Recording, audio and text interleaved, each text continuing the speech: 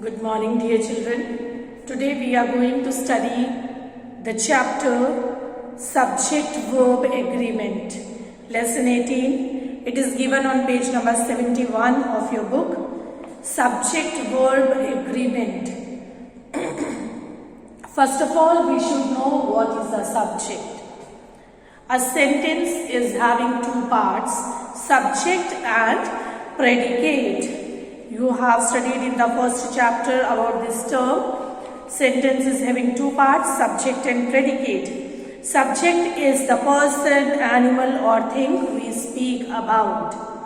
About whatever we speak in a sentence, that is called the subject.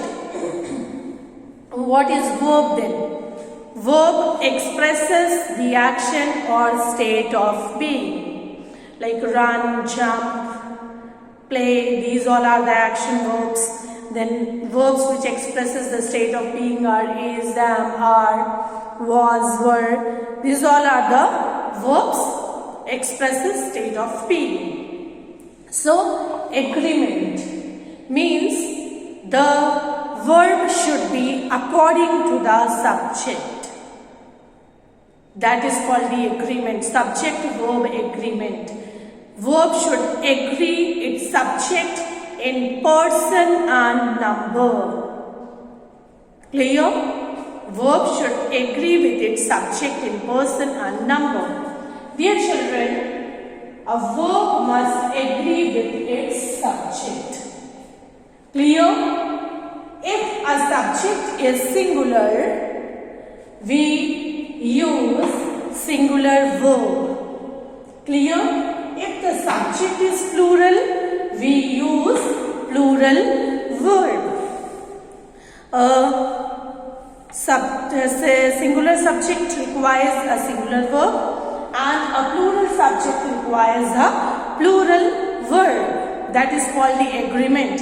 If the subject is singular and we use plural verb, sentence will be grammatically wrong and we cannot say there is subject-verb agreement. Clear? Let us see the examples. He is playing. What is the subject? He is the subject. He is singular in number. So singular verb will be used. He is playing. If I write he are playing, it will be absolutely wrong.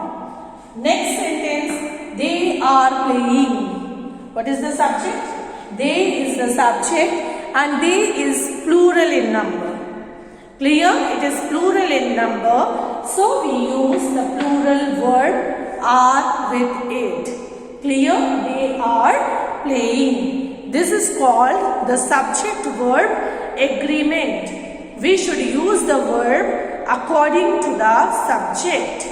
Verb should agree with its subject in person and number. Now, look at the next examples.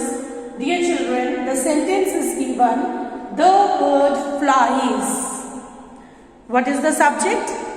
Bird is the subject and that is singular in number. We are talking about one bird. Subject is singular. Flies is a verb.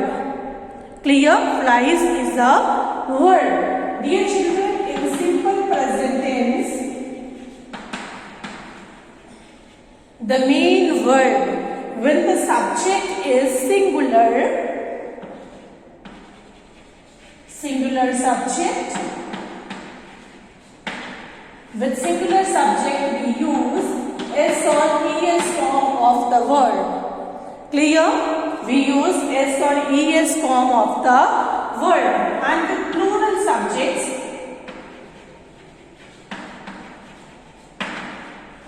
we use base form of the verb. Clear? So here bird is singular in number. We have used S or ES form of the main verb fly. That is action verb, main verb. So don't think that subject is singular and ma'am has used the plural subject. Here S or ES is not indicating the singular or plural number. Clear? Here it is indicating the tense. Clear? According to singular subject, we use SOS form of the verb, and it is also a singular verb. It's not a plural verb, it's a singular verb. And dear children, when the verb is subject is plural in number, birds means more than one bird. So birds fly. We use the base form of the verb, and it is also considered as plural verb. Clear? So never think that if SOS is given, don't think with singular subject you have used plural verb. It is not the plural verb, it is singular verb. SOS is the form of verb used in simple present tense with singular subjects. Clear? Now dear children, let us study certain rules of subject-verb agreement. Clear? Through the different examples. Here the first example I have written, he and I are good friends. Dear children, two or more singular subjects connected by and take a plural word. Two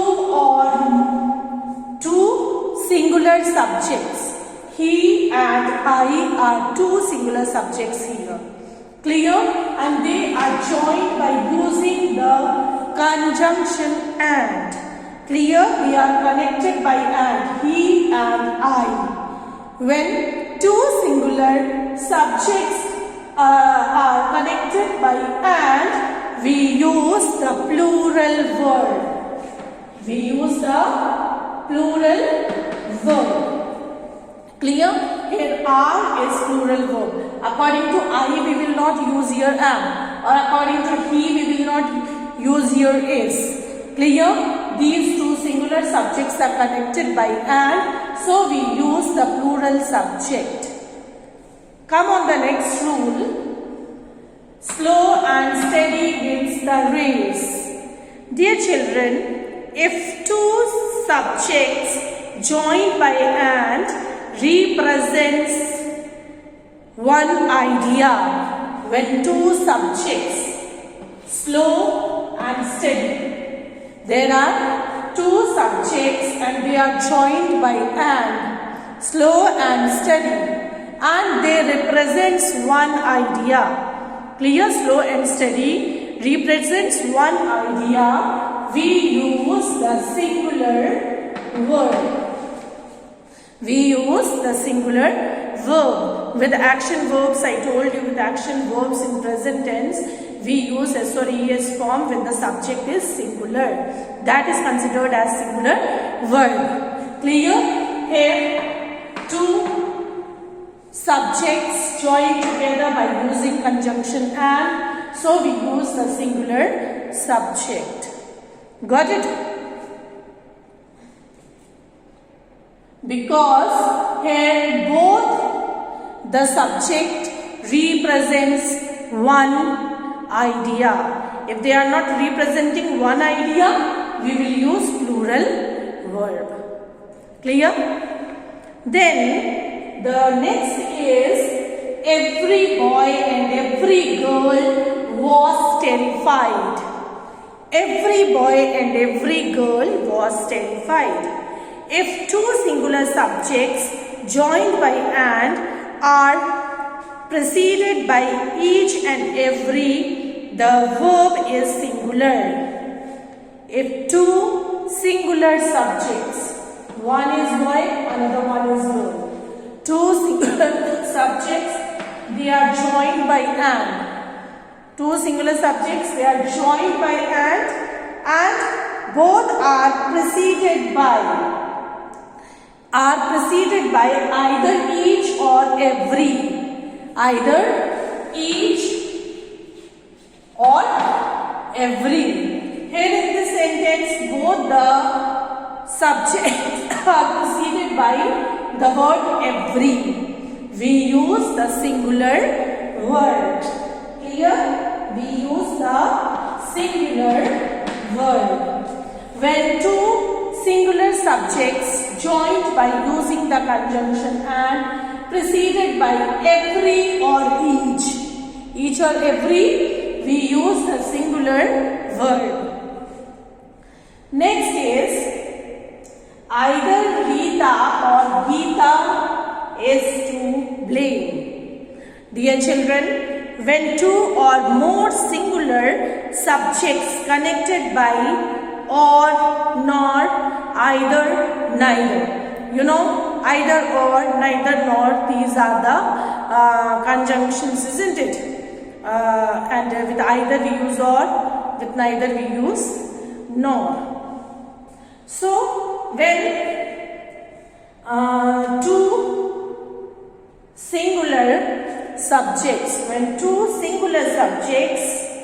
connected by either or neither nor, we take the singular verb. Here you can see Rita and Geeta are two singular subjects. They are connected by using either or. We use the singular verb with it. Clear?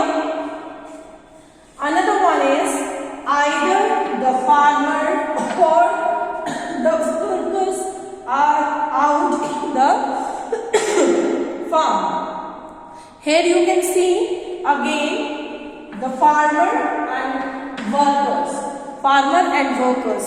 Two subjects are connected with either or. Here also two subjects were connected by either or and we used singular verb. But again here two subjects are connected by either or, but we have used the plural verb. Why? What is the reason? Dear children, when two subjects are connected by either or and out of two, one is singular and one is plural. When one is singular and one is plural, we use the plural verb. यदि दोनों singular हैं, then we use singular verb. If both out of these two subjects, one is singular and one is plural, we use the plural verb. Next is, this water is not clean. This water is not clean. In this sentence, water is the subject. Dear children, when the subject is an uncountable noun, the verb is singular. When the subject is uncountable noun, the verb is singular. When the water is uncountable noun. We cannot count water. So it's uncountable noun. So we use the singular verb. When the subject is uncountable noun, we use the singular verb. Next is, some cards were lying on the floor. In this example, you can see, dear children, a collective noun always takes a singular verb. Here we can see the subject, some cards. Here it is countable noun, can be counted. And we know it's plural in number. So we have used word, the plural verb with it. Plural verb with it. Clear? If we see the next sentence, a pack of cards was lying on the floor. Pack of cards. Here we can see the subject is a pack of cards. In this sentence, we have used the singular verb. Why? Cards is plural. According to the cards, we will not use here the verb because a collective noun always takes a singular verb. If it is a collective noun, here we can see pack is collective noun. Pack is collective noun. So if we count, if we ask question how many packs, we get a pack, means one pack. So it means it is singular in number, so we use singular verb with it. Clear? A collective noun always takes a singular verb with it. Next is, be careful not to make a verb agree in number with the noun near it. Your verb should not agree with the noun which is very close to it. But you should use the verb according to the actual subject in the sentence. Clear? You should find out the actual subject in the sentence. How? Let's see the example. The quality of these apples is good.